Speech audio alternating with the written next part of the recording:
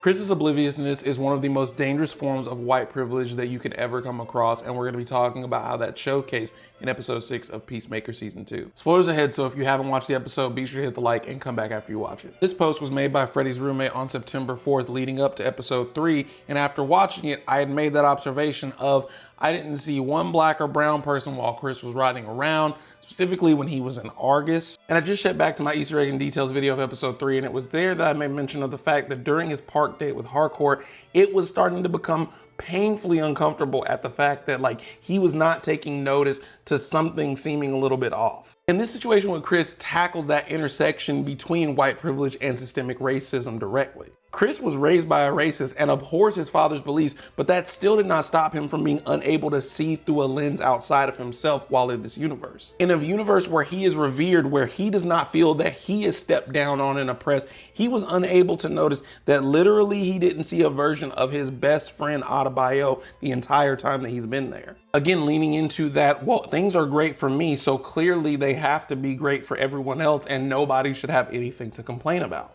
Throw in there that within just a few minutes of riding in the car with Keith, Harcourt starts to get a little bit puzzled at the fact that she is not seeing anybody that looks differently from her and Keith. Saying the quiet part out loud, saying the thing that we have all noticed, and we are like, Chris, how are you not clocking this? In and out of Argus multiple times, and he never got out of the tunnel vision of his own circumstances. But the moment his Harcourt said something, he said, I haven't seen one person of color, and then all of a sudden it was like, he decided to open his eyes and look at the flags. Flags that have been there the whole time, every time he's been in Argus, everywhere around that he's been within the world, and he never noticed. And this obliviousness, due to his privilege, could have avoided putting someone very close to him in danger who would be affected by the circumstances. Because of the mindsets and circumstances being ones that do not affect him in a negative way, he did not notice one bit. Whether willfully or unwillfully, ignoring the circumstances around you simply because those surroundings benefit you